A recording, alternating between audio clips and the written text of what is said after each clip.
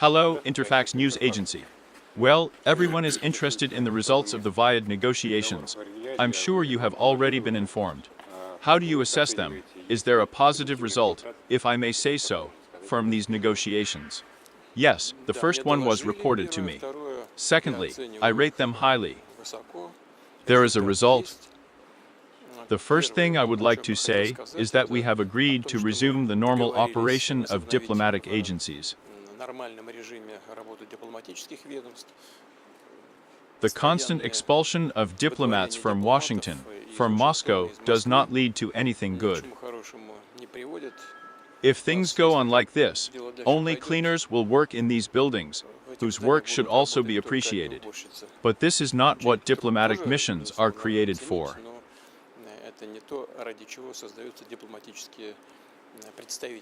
This is the first one. Secondly, in my opinion, we have taken the first step in order to resume work in various areas of mutual interest.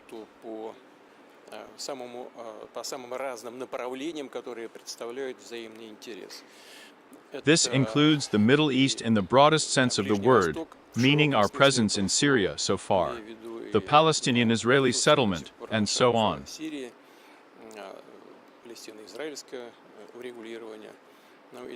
There are a lot of issues there, in which both the United States and the Russian Federation are involved, despite the fact that, of course, we pay primary attention to the situation related to the Ukrainian direction.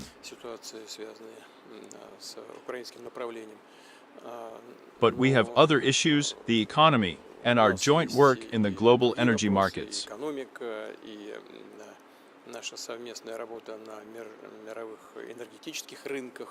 So in general, yes, space of course.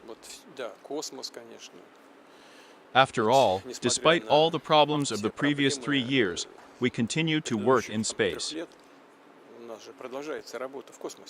And both American astronauts and Russian cosmonauts work on the islands. The work continues, and there are good prospects. All of this was the subject of discussion, the subject of consideration at the meeting in real life. The assessment is positive.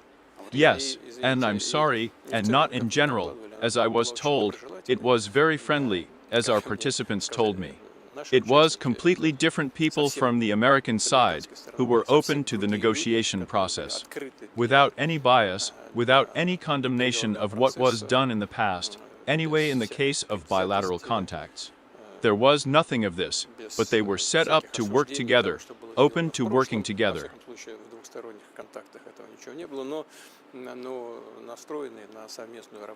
But just the Europeans are excited. Everyone is almost in a panic that they do not participate in the negotiations in any way. And the same sentiments among Ukrainian figures. Everyone wants to have the right to vote. What's wrong with them all? The right to vote in what? As I have just said, the purpose and subject of our negotiations was to restore Russian-American relations. Someone wants to be a mediator between Russia and the United States. Probably, these are excessive requirements. And the most important thing here, in solving all very acute issues, including the Ukrainian settlement, is that it is impossible to solve many issues, including the Ukrainian crisis, without increasing the level of trust between Russia and the United States. The purpose of this meeting was precisely to increase trust between Russia and the United States. As for the other participants, first of all, Russia has never refused contacts with Europeans. Russia has never refused to negotiate with Ukraine. Never. These are ours. Our, so to say, partners in these negotiations refused. The Europeans stopped contacts with Russia. And the Ukrainian side forbade itself to negotiate, withdrew from the negotiation process in Istanbul, directly publicly announcing it. Well, we are not imposing anything on anyone. We are ready. I have already said this 100 times. If they want to, please let them conduct these negotiations, and we will be ready to return to the negotiating table. As for Euro-Atlantic relations, we do not interfere here.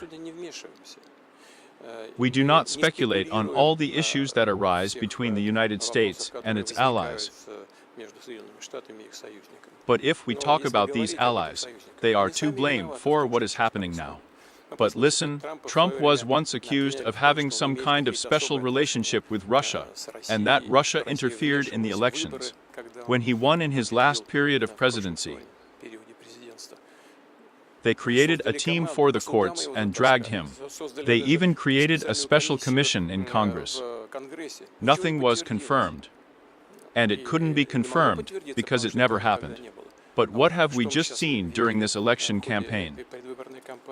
But all European leaders, all without disconnection, actually directly interfered in the electoral process in the United States. It came to direct insults of one of the candidates. For our part, of course, it was clear who we sympathized with, but we did not allow ourselves to interfere. And even more so did not allow any harsh statements and offensive attacks against any of the candidates. We just didn't do it, but the Europeans did. But in general, to be honest, I am surprised at the restraint of the newly elected President of the United States, Trump, towards his allies, who behaved in a similar, frankly speaking, boorish way. After all, he still behaves quite intelligently in their relationship. But they don't shut down from it. After all, if we are talking about a Ukrainian settlement, the United States is working with its European allies. Mr. Kellock, as far as I know, are they in Kiev now, right? Before that, he had met with Europeans. Now the French president is going to Washington, the British Prime Minister. Nothing is closed there. The Americans are discussing all this with them. But we, for example, have such a question as the extension of START 3. Have you forgotten everything, perhaps? Let me remind you that exactly 1 year later, in February of the 26th year, the Treaty on the Limitation of Strategic Offensive Arms ends. And do they want to sit here at the negotiating table and mediate between Russia and the United States? But probably not. Well, why is there a tantrum here? Not hysteria is inappropriate. As for the negotiation process, President Trump told me during a telephone conversation, and I can confirm this, that, of course, the United States proceeds from the assumption that the negotiation process will take place with the participation of both Russia and Ukraine. No one excludes Ukraine from this process. Therefore, there is no reason for such a reaction to the Russian-American meeting. It seems that Rubio also promised to keep up to date with the European ones. Yes, we know, apparently. But for our part, we, without any doubt, will inform our friends within the framework of the BRICS. We know their interest in the settlement of Russian-Ukrainian relations, in the settlement of this crisis, in the cessation of hostilities. We treat their proposals with respect, as I have repeatedly said, and we will inform them about the results of the Russian-American negotiations in the very near future. I look at him every day. I look in the mirror. You know, it has to be prepared. I will be happy to meet Donald. We haven't seen each other for a long time, and we have it like this. We don't have any close relations, but still, in previous years, during the 4 years of work, when he was president, we met and discussed our interstate relations very much. I will be happy to meet him today. I think he is too. This was evident from the nature of our telephone conversation, but we are in such a position that it is not enough to meet to drink tea. Coffee, sit down, talk about the future.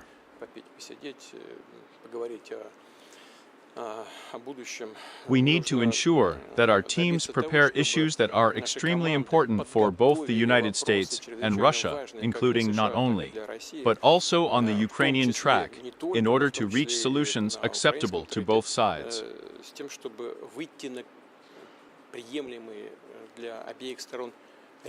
And this, of course, is not an easy task.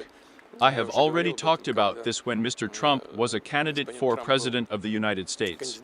He talked about the terms, rather short terms, for the settlement of, say, the Ukrainian crisis. But after he began to receive information, as the already elected president, from the special services and so on, he changed his position. He said, yes, it will take 6 months. Well, we won't talk about deadlines now, but it's natural, absolutely natural, and there's nothing special here. He just started getting information, objective information.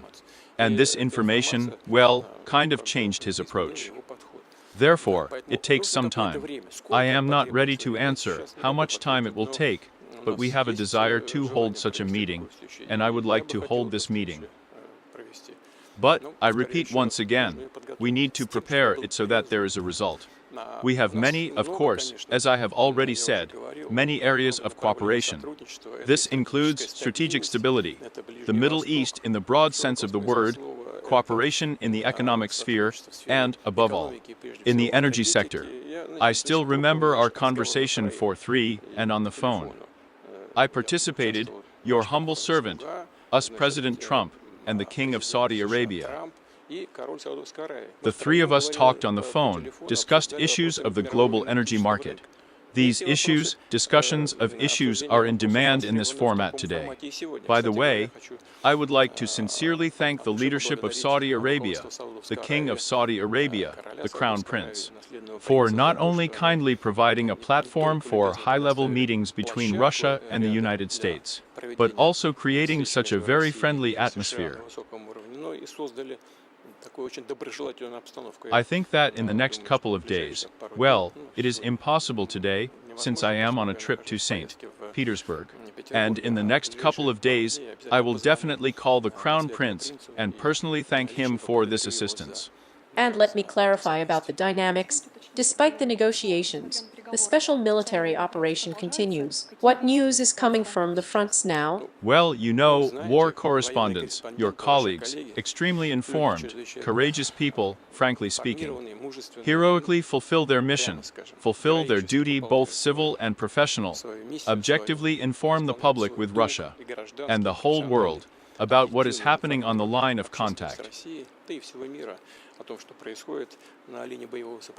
Well, here is the latest information that was reported to me just an hour ago. Tonight, the soldiers of the 810th Brigade crossed the border of the Russian Federation and Ukraine and entered the enemy territory. And our troops are advancing along the entire line of contact. As well as drones in the Krasnodar territory for oil status. Could this be Zelensky's response to the positive relations that are now gradually developing between Russia and America? I'm not. Yes, I understand. I do not know this, and it is difficult for me to assess what happened. But it happened, and of course, we need to explain it somehow. There are a lot of questions that arise, and it is very difficult to answer them right now. But the first unexpected thing, I can say something. I will say an unexpected thing, but nevertheless. After all, attacks of this kind are impossible without space exploration. And Ukraine receives high-precision data of this space intelligence on the targets of destruction in relation to the objects of destruction, only from its Western allies.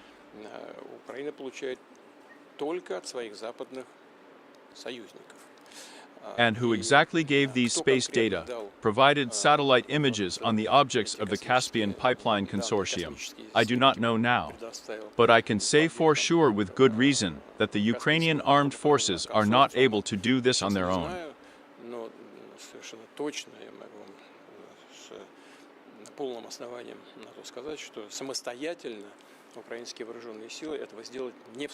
They do not have the corresponding space satellite groupings.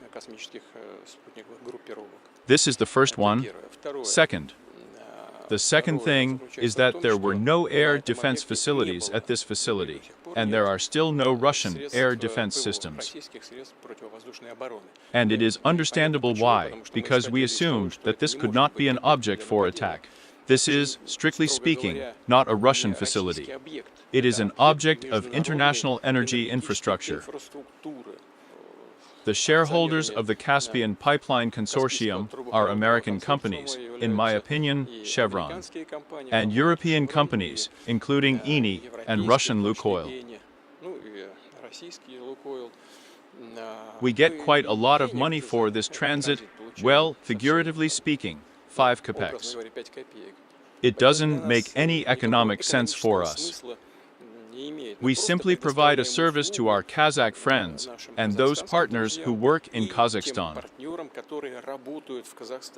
And the oil that is extracted, it can be said in general, since it is extracted under the SA, the production sharing agreement, it is actually the property of the companies that extract it. In this case, American companies, European companies. And this, in general, of course, is not a critical volume, but still a noticeable volume on world markets. And, of course, the defeat of such an object, 6 drones were used in the attack, it says, will affect the world energy markets. First of all, because, unfortunately, it is impossible to quickly restore this object. And it is impossible to restore it quickly due to the fact that basically it is. Western equipment is present there, and Western equipment has suffered. By the way, I have just been told that the Europeans have extended sanctions against Russia, including specifically the impossibility of supplying us with Western equipment in the field of oil and gas production. What does this mean? This means that 2 days ago the Ukrainian armed forces struck, and 2 days later the Europeans announced that it was impossible to repair this station because the main equipment there is European-made, including the German company Siemens.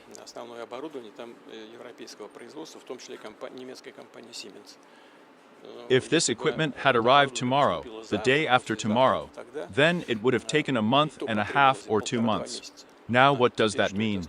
That it will not be delivered at all? Of course, if you look at it purely formally, it looks like some kind of coordinated actions. But I don't want to believe it. I think it's random. It's just that the Europeans go their own way and do not pay attention to what is happening. But formally, if you look at what's going on, it looks like some kind of coordination. Why do they need it? It's unclear.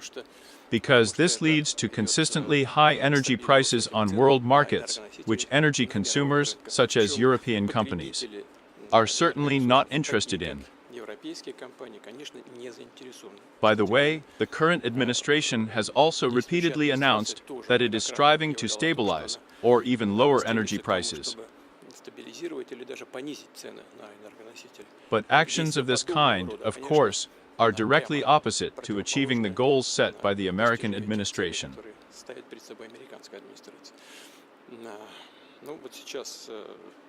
I know that yesterday the participants of the consort, we held a meeting, so they decide for themselves what to do next on all these problems that have arisen. But, I repeat, this is not so much our problem as the problem of foreign investors and foreign participants of the CPC. Thank you. Thank you very much. Have a nice day.